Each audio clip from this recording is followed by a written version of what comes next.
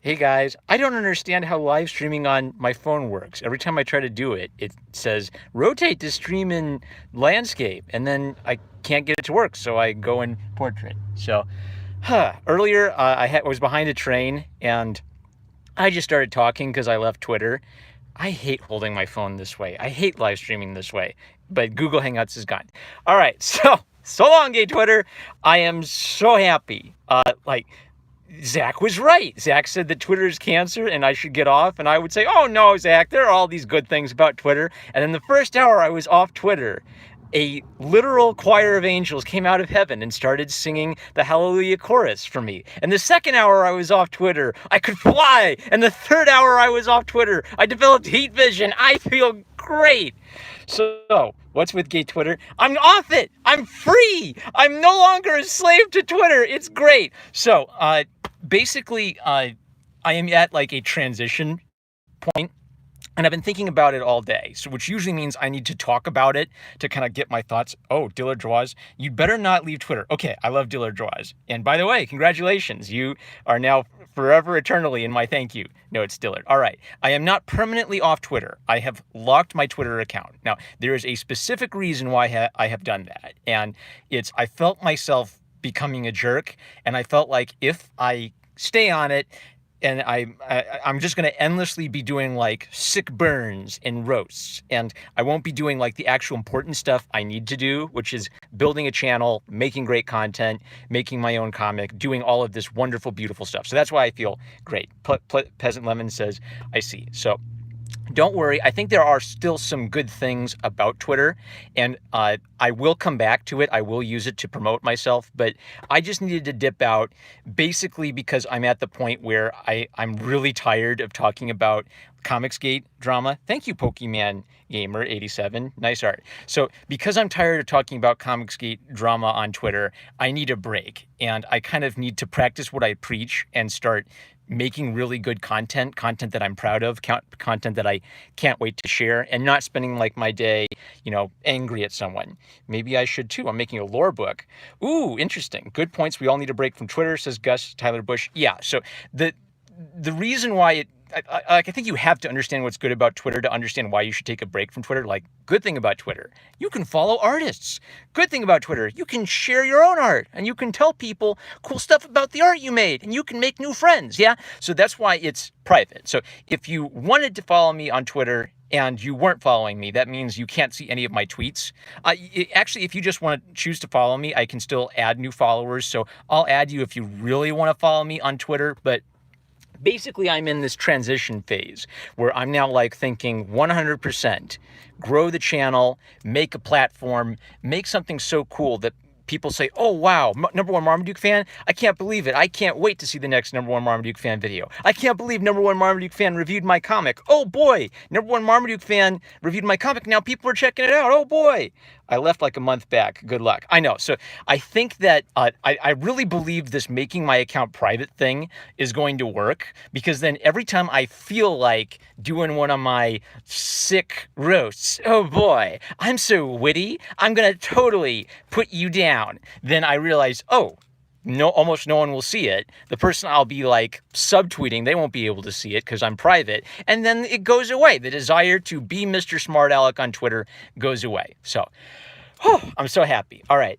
So, there are like a million tangents I could go on. I figured out why I like tangents is it lets me think about a problem and then maybe like come at the problem in a few different ways. Like, I don't know what the solution to this problem is. This is like the world. Everything is wrong with the world and we're all going to die and the society is going to collapse and everyone will be miserable. But then if I like have tangents, I can like come at the problem a few ways. And even if I don't have like a solution right now, maybe I can figure out, hey, maybe there's a solution here. So, tangent number one. This is a really, really important tangent. I watched a great YouTube video that was JoJo's Bizarre Adventure, but really, really fast. And it just had these goofy little, stick figure drawings of the characters. And I was thinking, oh, this is so funny. And hey, I could draw that. If I could learn to animate that, maybe I could make some videos like, Jellopocalypse comedy style videos. Yeah, you Peasant Lemon watched that video. All right. So did you notice whenever they wanted to use the word Nazi,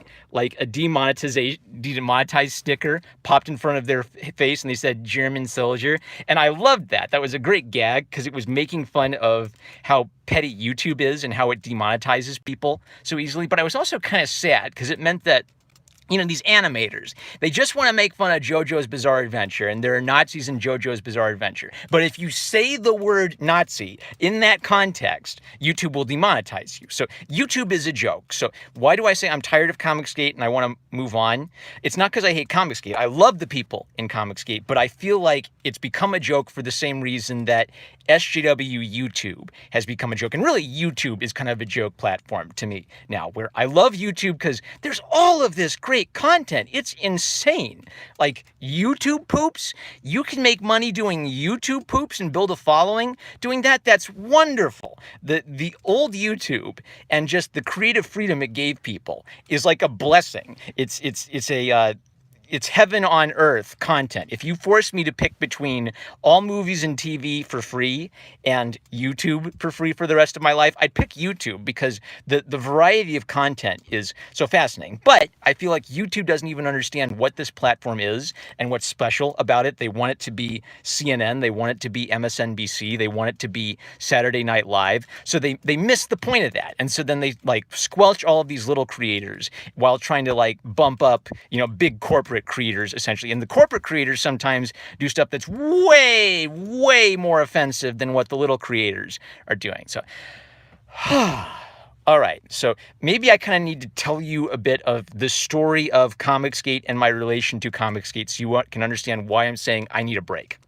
So this channel started because I had a Twitter account called Number One Marmaduke Fan. That Number One Marmaduke Fan was a joke on one of my favorite channels, your boy Zach, Diversity in Comics. He joked that his secret Twitter account should be Number One Marmaduke Fan. I made the Twitter account so I could tease him, and I started talking about comic books on Twitter. And I met lots of interesting people, and I got to see really cool comic books. And finally, I kind of said, you know what? I should make a channel. I could talk a lot about comics. I know about art history.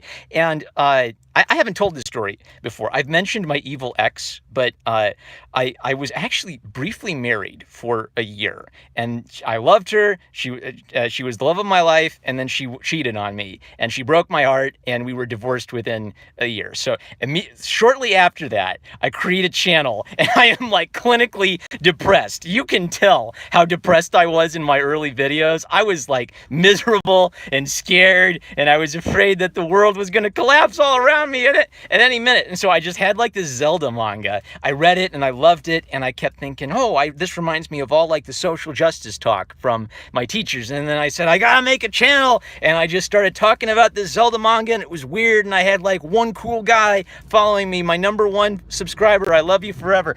And Hey, Truck. All right. So basically, this channel kind of started in a pessimistic place where I was thinking a lot about social justice. And the thing was, this was kind of after SJW, anti-SJW YouTube kind of was passé and became a joke. But I always wanted to talk about social justice because it was sort of on my mind because my teachers would talk about it. And it's kind of now that I'm out of school and I've got a job and I'm happy, that's a little less oppressive to me. I'm less afraid of my teachers from school and, oh no, will they expel me? Oh no, will I get dragged before the Diversity Council? Here's $2 to stop talking about feelings. Ha ha! Yes, logic. All right. So actually okay, thank you, Dillard, because you reminded me of the point. The point I want to make is too bad Gab's UI is a mess. Yeah, and Gab deleted all my videos. I uploaded my videos as a backup to Gab. They went down, and that was it. All that work gone. There really isn't a perfect alternative to YouTube yet. BitChute is the closest. I'm Number One Marmaduke Fan on BitChute as well. But even though I'm upset with the creators of YouTube, YouTube is still this wonderful place where I want to build a platform on YouTube. And if I have people following me because they're interested in my content, I'll refer you to my other sites as well. Okay. Optimism, pessimism. This is really, really important.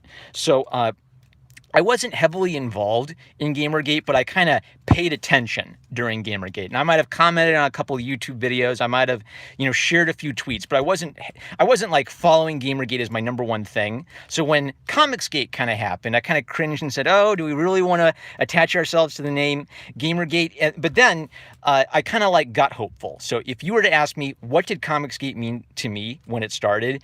The reason I was excited about it is my belief that, wow, this is great. We are going to create a network for comic book artists. We're going to promote their books. We're going to share their books. We're going to make it possible for creative people to get their books out there and get them in front of people. And we're all going to support each other. It's going to be amazing. So I still believe in that. I still believe in using my channel to introduce you to comics you may have never read, artists you may have never seen, and telling you why I love their work and being enthusiastic and kind of propping up these people who want to make comics, they love comics, but they're not in the mainstream industry. My concern was always that, what does Comicsgate mean? Like, do you have a constitution? Do you have a leader who can decide who can go on and go out? Stormblitz. So long, gay Twitter. Honestly, I never made a Twitter because that thing, it scares me. Okay. So basically, I think the high point, Mr. Ziato makes the point, it's all, Comicsgate's kind of all become egoism and backbiting. So I'd say the high point, you can actually look this up on Google. If you look at Google, the interest goes straight up and straight down. There's like a little spike there. And if you go all the way back to like 2014, there's like a mention of Comicsgate. So this spike is people saying, we don't believe that Diversity in Comics should have his comic book canceled, and just because he said some mean jokes on his YouTube account. And I think that that unified a lot of people. Like, there were people who liked your boy Zach, watched his content, said, "Wow, this is fun. We enjoy this. We support him." And there were people who were, your boy Zach wasn't their cup of tea. They might have said, "Oh, I don't agree with his jokey sense of humor," but he absolutely has the right to put his comic book in comic book shops. So people use the term Comicsgate to talk about that. People are really interested in the story, and so interest goes up. Then, it kind of just like keeps going. People keep using it. It's like this meta discussion of who is and who isn't Comicsgate. What does Comicsgate stand for? And I'd say for maybe like the past year, it's all been like meta Comicsgate people talking to Comicsgate. So not only are the metrics down, I have one more piece of evidence for why I think Comicsgate is basically in its not dead, but like not that relevant phase. Gail Simone, her middle name is Sad Horn Sound Effect. Gail Simone, I have never laughed so purely and so long as when Gail Simone accidentally wrote a transphobic book and published it with DC Comics, and then realized after it was published what she just did, and then profusely apologized. You could watch it in real time. The day before that, I made a video saying, "Does Gail Simone understand what transphobia is?" And I was just confused. Why did she put this in her book? And then the next day, she's apologizing profusely, and I realized, oh my gosh, she's been talking all this time about how LGBTQ friendly she is, and she doesn't know what transphobia is. I have got to find that Plastic Man book so I can frame it and put it above my desk, because I never stop laughing whenever I see that. But Gail Simone, she left talking about Comicsgate, and then she came back and said, "I went down the rabbit hole, and boy, they hate each other more than they hate us now." And she's right. She's a joke. I can't take her seriously, but she's right. Comicsgate has stopped being about us talking about the industry and problems in the industry, and different factions at war with each other. And basically, if your enemies move on and they get bored with you, and all you're left with is arguing with your former allies, that's not a movement anymore. Movements take time, movements take energy, movements take sacrifice. And honestly, I don't think any individual can start a movement. That's why it's kind of depressing. You could devote your entire life to a movement, and all of that might amount to nothing, because a movement is bigger than you. A movement has to be lots of people acting together. So I was okay calling Comicsgate a movement when I saw like a group of consumers saying, "We've had enough. We're tired of this politics, and our comics, we're tired of the rude behavior. On Twitter, we're tired of being called Nazis." That seems like a movement, but generally the problem is, do you have shared principles? And this was a problem for Gamergate. Do conservative Christians and normie Republicans and 4chan trolls and classical liberals and atheists, do they really have enough in common to form a movement together? Well, you could say there's some common things like, free speech. That's a good common attribute. You could say like no political correctness. Well, but that's like the absence of a thing. So basically my point is, most of the anti-SJW movement, they had a shared thing they were against, but it's not clear if they had a shared thing they were for, except maybe free speech. Maybe free speech is the closest thing you could say that anti-SJW YouTube had to unifying it. Anti-SJW YouTube is kind of a joke now. Like, I literally looked up the channel called Anti-SJW because it had like an anime clip I wanted to watch. One of my favorite things was the Rush Limbaugh show had the first episode of Goblin Slayer for a while. Like, they all moved on. They either like moved on and did other things like anime, or they're still doing anti-SJW videos, and it's all kind of like feminist wrecked compilation number 626. My least favorite video on YouTube. It's a video that's literally Jordan Peterson on Thomas Sowell. And then it's a 30-second clip where Jordan Peterson says, I haven't read Thomas Sowell yet. And someone took that clip of him saying, I haven't read Thomas Sowell, gave it the title, Jordan Peterson on Thomas Sowell, uploaded that, and got like hundreds of thousands of views.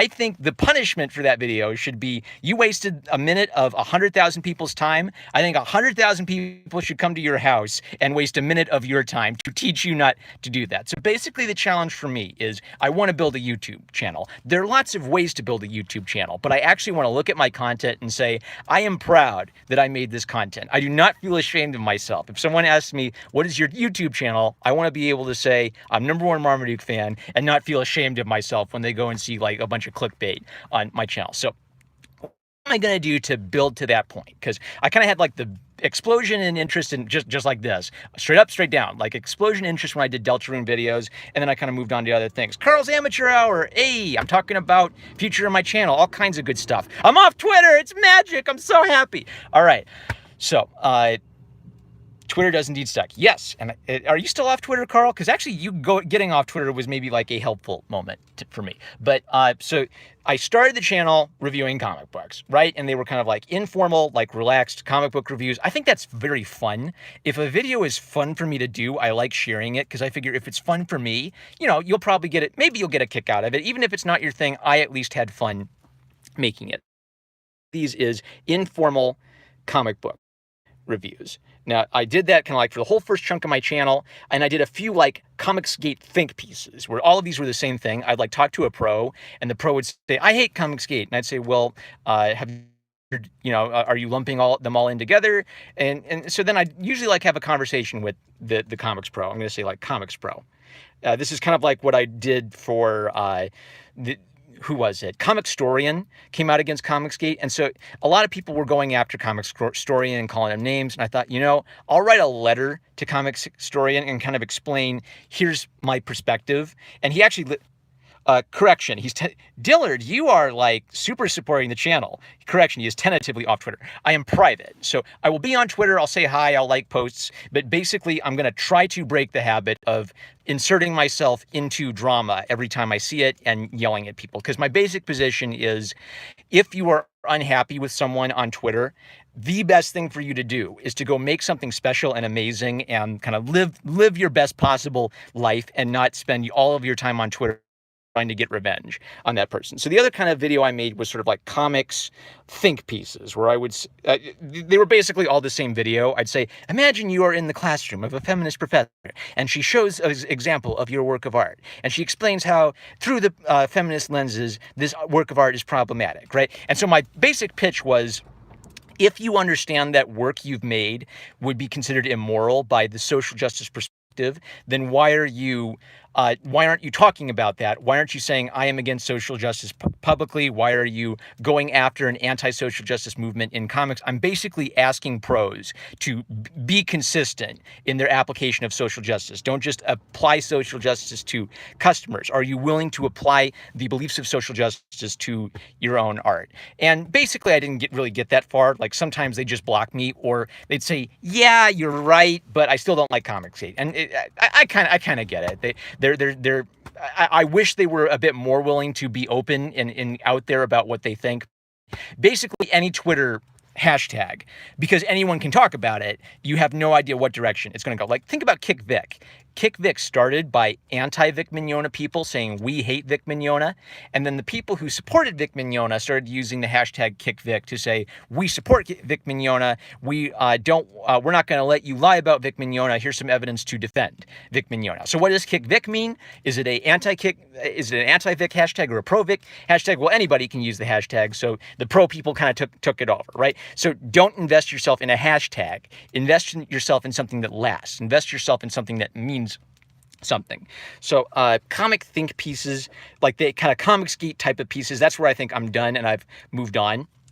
I also did like a few interesting art history videos, and kind of looking back at my channel, I wish I'd done some more of these because this is a really interesting topic. So maybe this is the important point. If I don't want to be like a cringy anti-SJW YouTube channel, I'm going to pwn and wreck the feminists and SJWs with facts and logic and mic drops, right? I don't want to be that kind of channel, but I do want to talk about social justice kind of because it's really important to 20th and 21st century art. Like, I can't talk about 21st century art history without bringing up social justice. So I'm going to talk about social justice, and I'm not going to worry that people will dip out just because I mentioned the word social justice. I'm going to be open about my perspective, and I'm going to try to be fair. So for a while, I was worried about like Jellopocalypse. Like, Jellopocalypse made that vote video, and I thought, well, if I believe that Jellopocalypse shouldn't make a controversial video and chase away his fans, and I've got like all of these young people who like me because of my Deltarune video game content, then I should avoid talking about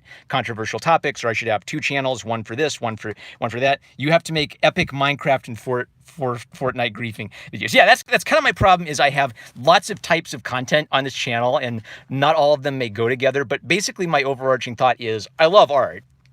Social justice is relevant to art if you look at the 21st century. Art is kind of relevant to video games if you think about the design of the game. So my problem is, like, usually a channel has one focused type theme, like it's cute pics of Pikachu. Then the entire channel is cute pictures of Pikachu, and I'm kind of like all over the place because I'm generally interested in art, period, and that actually is a pretty broad topic. So my thought is, I think that this channel is going to be the hub world where I'll just upload everything, and if something's not to your taste, I'll say, okay, I'll tell you what, I'll make it. If I get enough people who say we like this kind of thing, then I'll send you over to this channel. Like, oh, I'll make an art history channel, and I'll send you over there for just the art history bits. I made #1 Marmaduke Fan Uncut, and I wasn't kind of sure how to use it at first.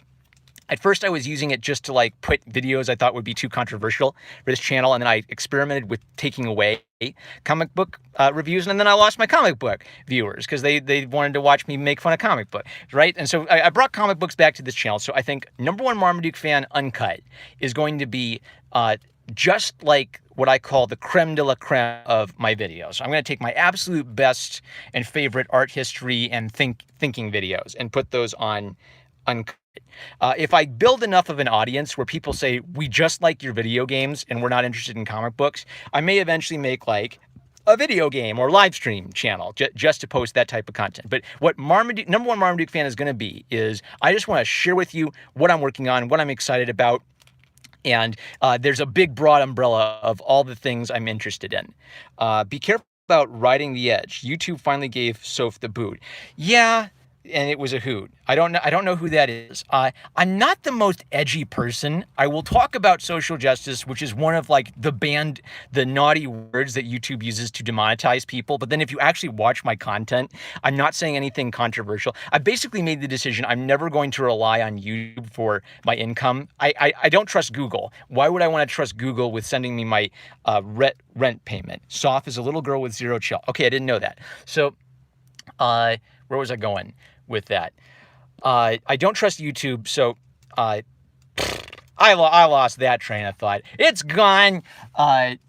Not throw away my hat so I can brush the sweat off my head. All right, so the point is, if I don't trust YouTube, then what that means is, like, I sincerely believe I could make a series of anti-Nazi videos, and then YouTube would hear the word Nazi and just assume I'm a Nazi, and the robot would ban me, even if the entire time I'm explaining, here are reasons why Nazis are bad. Hey kids, you shouldn't believe in Nazi ideas. Here's why, right? I have zero trust in YouTube. Now, I might make like a channel to talk about those things because I'm kind of interested, but anyway. All right, I'm off Twitter. I feel happy. Did I talk about everything? Optimism and pessimism. I lost the train of thought that entire time. So YouTube has SAG channels for hosting historic videos. Exactly.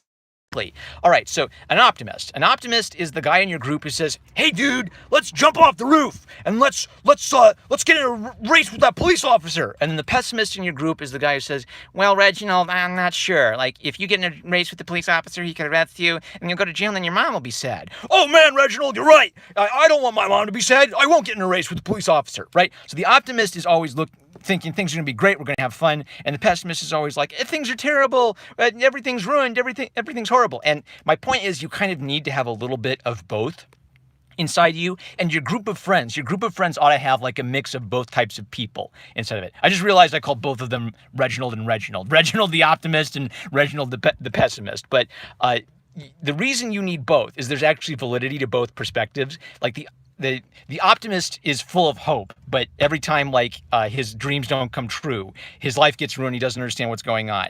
Mr. Ziato, the best thing about being a pessimist is that when you expect the worst, you're either right or you saw it coming or you're wrong, and you end up being pleasantly surprised. Right. So the pessimist is always prepared for bad things, but maybe the pessimist doesn't get to do much because they're always expecting that it won't work out. Should I make a YouTube channel and talk about stuff? Oh, I won't become a millionaire. I won't get a million views. Why bother? Right. So you need a little bit of both. You need to have hope, like the optimist, and you need to be realistic, like the pessimist. And if you do that, Peasant Lemon says you can't feel the cold without the heat. Right. If you understand both of those things, it's like you're prepared for life. So I've talked about this before.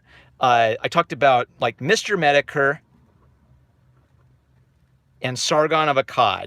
And I kind of feel like you could think both these guys are idiots. You could not like either of these guys. But basically, I feel like these are two important YouTubers to get to understand what happened to Gamergate. And even if you don't care about Gamergate, just to get what happened in general. And I'm going to add tilde here.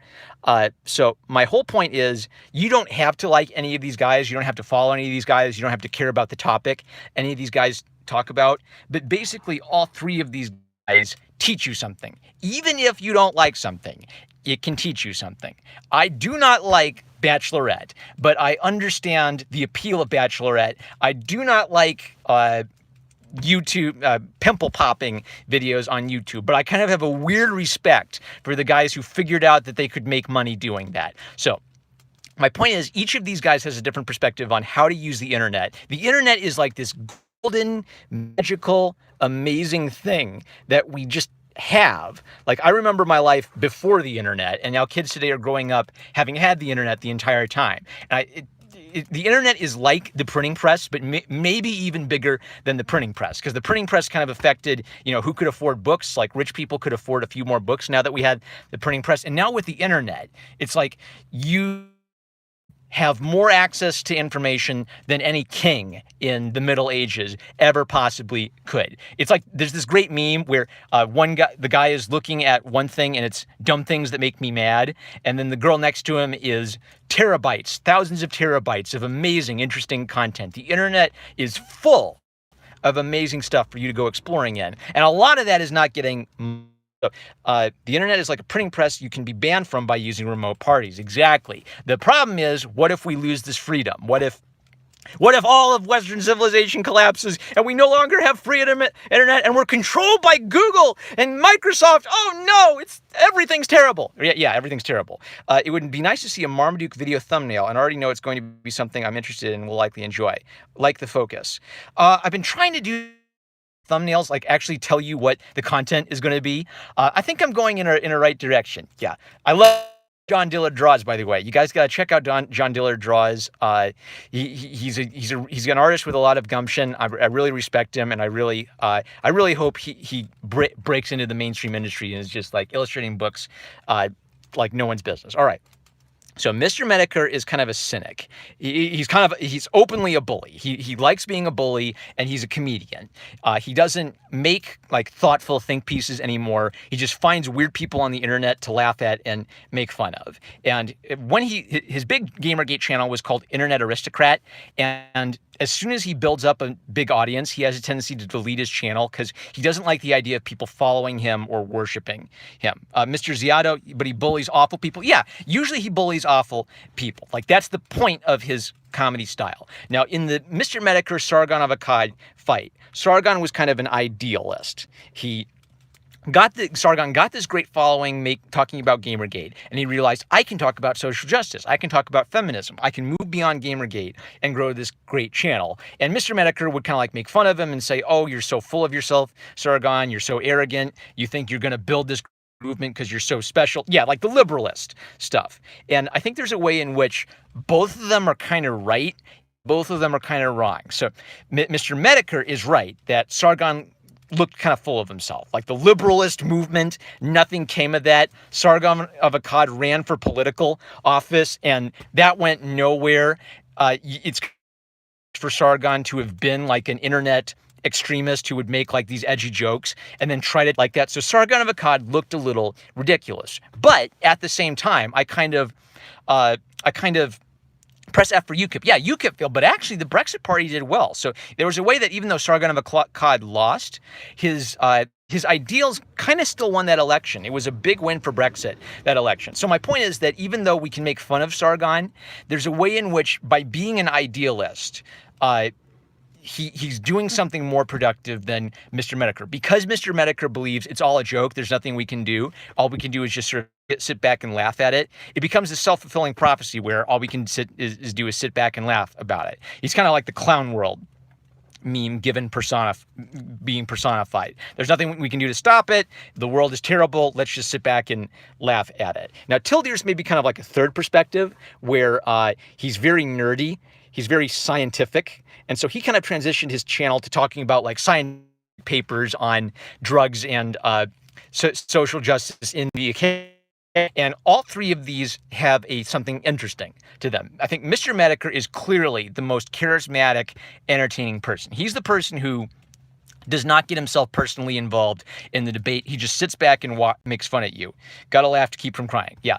Sargon of Akkad has the biggest following. And I think he did that kind of, basically I like old Sargon of Akkad where he would do like these kind of pretty substantive response videos. And then I think he eventually moved into what's the latest hashtag? I gotta capitalize on the latest hashtag. And it just became like a hot take of the day from Sargon of Akkad. But I basically admire Sargon for understanding that his ability to use the internet lets a kind of like lay dude, like he's just like an average dude, speak to an intellectual elite in a way that I think is really important. Like you used to have to go to college and pay a bunch of tuition for this, and now you can actually use your internet to become an expert in something and find that, jerk professor on the internet who's like super racist, but I'm like a professor. I work for a university. I have a blue check mark. Yeah, and you don't know what you're talking about. Anyone can call out an elite academic, journalist, super duper smart person on their nonsense. Like Neil deGrasse Tyson. Neil deGrasse Tyson has revealed himself to be a joke on Twitter. He can't stop talking about, the Frozen movie. The snowflakes aren't realistic in this Frozen movie. Yeah, Neil deGrasse Tyson, it's a Disney movie. No one cares. You dork. Get in the locker. All right. So Tildeer, he hasn't had as much channel growth as Sargon. And I think the reason for that is Tildeer kind of said, I'm going to focus on really substantive videos. I'm going to fill them full of dense information, and I'm not going to release tons of them. A real job, I'm not going to make YouTube my job. So I think there's wisdom in all three of these perspectives. There's wisdom in Sargon's perspective in that he is kind of paying attention to the world, and he's recognizing that the internet gives him this capacity to respond to nonsense that's coming from the world. Mr. Medicare is right because he understands that if you get personally involved in it, it all becomes about you and your movement ends up in shambles. And Tildeer is right that the best thing you can do in the long run is do substantive videos. But he also kind of has the weakness where he kind of comes off as maybe a little too sure of himself. Maybe he's a little too standoffish or antisocial. Like he doesn't like anybody. The only YouTube channel that Tildeer likes is Tildeer, and no one else is good enough for Tildeer. But I think he's kind of done a good job of, generally speaking, keeping himself out of the petty politics of it all. Once in a while, he'll have a video where I'm kind of rolling my eyes and saying, "Really, Tildeer, you had to do that?" But generally speaking, Tildeer manages to stay out of stupid crap and mostly make videos that are actually kind of interesting, maybe a little too specific. Your reviews of obscure entertainment are probably the most positive path to take.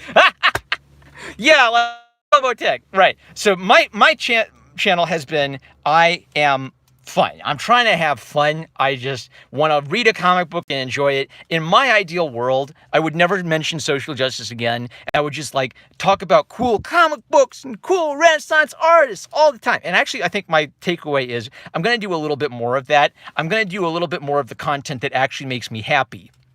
But in the long run, because I'm not on Twitter, because the internet is this magical super duper Christmas sauce thing that gives me all of this potential, I eventually want to grow my channel into something substantive, where a year from now, 10 years from now, it won't just be like my hot take on the Twitter hashtag of the day, but you will still be able to come back and say, wow, there is so much good info in this video. I'm glad I knew this. And I think like social justice in the arts is a really interesting topic that's kind of relevant to everything on YouTube that people are talking about, but no one's actually talking about like the roots of this idea. There are tons of social justice channels. There are tons of channels talking about like, our SJW is ruining my cartoons, but there hasn't been a channel to say, hey, look, I've got all this information about all of these crazy people and how they want to take over the culture. Yeah, they are trying to take over your cartoons. And it's not a conspiracy theory. They're saying they will. All right.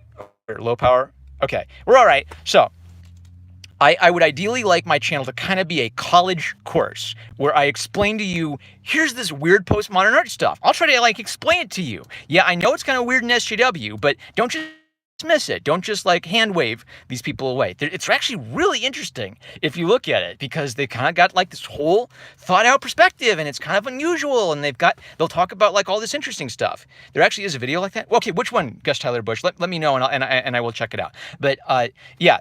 Modern art is a money laundering scheme. Okay, yeah. So my perspective on modern art and postmodern art, I think, would be of interest to people, because a lot of people are interested in, why does this exist? They don't really get it.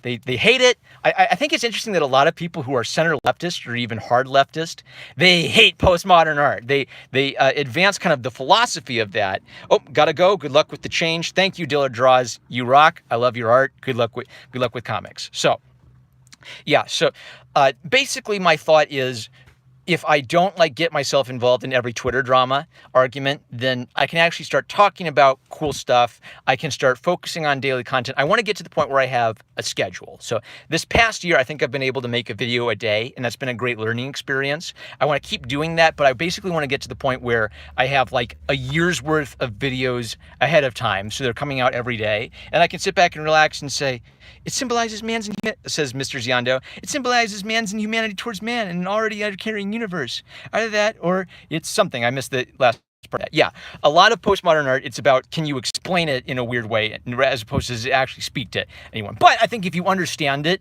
like, everything else starts making sense. If you understand postmodern art, you understand postmodernism, and it all makes sense. That's what a postmodernist would do. That's the kind of art they make. All right, this is going to be an art history channel. I'm going to dig into all of these great nerdy art history topics. I think there's a lot of interest in learning about the arts and the old masters, and not enough digging into it. If you know of great channels talking about the old masters and obscure art history stuff, let me know, because I'll check it out. I might invite them on. But we're going to have so much fun. I'm going to throw so much content at you. And even if one type of content isn't your thing, another type of content is going to be your thing. And we're going to build this channel. We're going to like introduce people to artists and comic books. We're going to have fun. All right, I'm going to leave. See you, dude. Yeah, I think I'm wrapping up. Hey, this has been one of my most profitable live streams ever. That's really cool. Thank you, John Diller Draws. You have for supporting the channel. You are going into my forever thank you list. I think I've done it. So, I'm happy. You don't have to stay on Twitter if it makes you unhappy. There's so many other things for you to do. Yay! Love you guys. Catch you later. How do I stop this? What's the button to stop this? Do I just press X? Are you sure you want to stop streaming? Yes. Love you guys.